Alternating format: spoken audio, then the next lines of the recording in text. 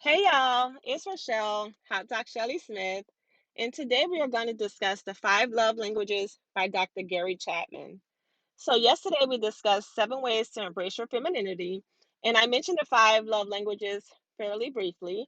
So, today I thought it'd be kind of fun for us to kind of review these five and to see which two possibly resonate with ourselves, and for us to incorporate this into a discussion with our partners or our family members, coworkers, to see what their love languages are as well, so we can give and receive love that we need.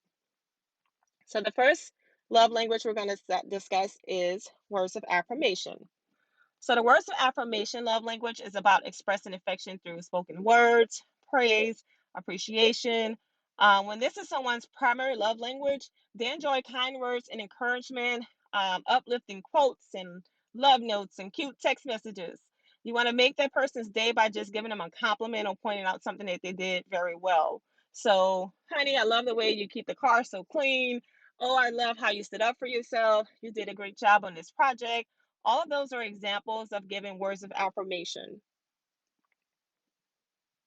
The next love language is quality time. This is one of my favorites.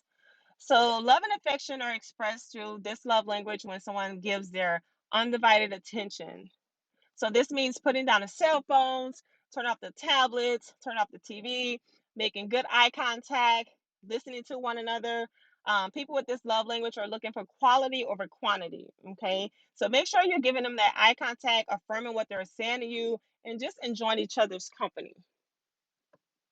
The next love language is physical touch. So, a person with this love language feels love through physical affection. So, aside from sex, those who have physical touch as their primary love language feel love when their partner shows physical affection in ways of like holding their hand, touching their arm, giving them a massage at the end of the day.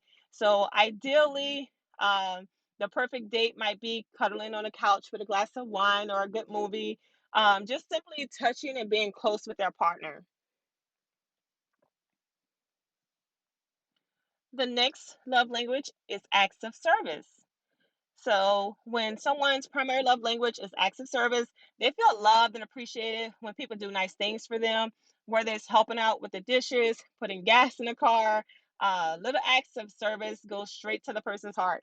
So, they love when people do things like that for them and can often find themselves doing things like that for others. So, for example, I love when people come to my house and help me with cleaning up something or fixing something. That's just like my top love language. Just acts of service. I am a very busy woman, so I definitely love when people can help me out when it's needed and where it's needed. And the last one is receiving gifts. So, to a person who love language is receiving gifts, gift giving is symbolic of love and affection in their mind. So, they treasure not only the gift itself, but also the time and the effort it took for the gift giver to put into that. Okay. So, what's more, they don't necessarily expect large or expensive gifts. The love language of receiving gifts is more of what's behind the gift that appeals to them. Okay. So it's not something that's expensive. It's like, what's thought provoking? Does this person know who I am and what I like and made a good decision on getting me the gift and appreciating that person, taking the time to learn them? So for myself, I really don't like gifts.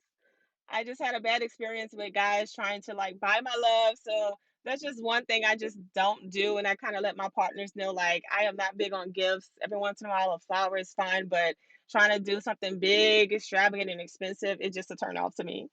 So now that I've expressed to you guys what my love languages are and what is definitely not, I do want you guys to share with me as well.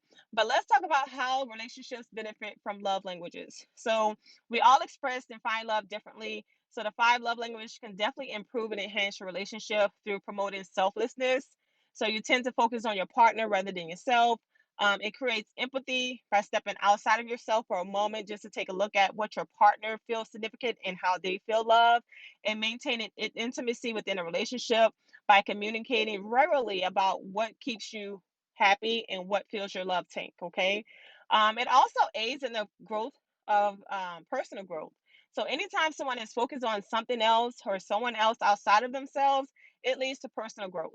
So the five love languages requires people to love others in ways that are outside of their comfort zones. So they're forced to change and grow. So key things to remember, your love language can definitely change and be based on the type of relationships that you have. So definitely a relationship with a partner or a spouse is different from your family or coworkers and friends. So you may like your spouse to show affection in one way and your family members and friends a different way.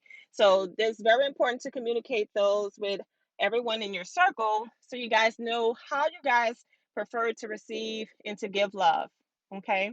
So, in a nutshell, I want you guys to invite more friends to the group so we can kind of get things going. I'm giving you guys basic information at this time. We're going to crank it up possibly next week. I will go live in a group this week to kind of show my face and say hello and things like that, and kind of get some ground rules and some expectations and see what you guys are expecting as well out of this encounter for this month of September, which is Sexual Health Awareness Month. So in the meantime, thank y'all for coming and supporting. And hopefully, you guys are learning and enjoying yourselves. Definitely go ahead and take the poll so we can kind of see what everyone's love language is.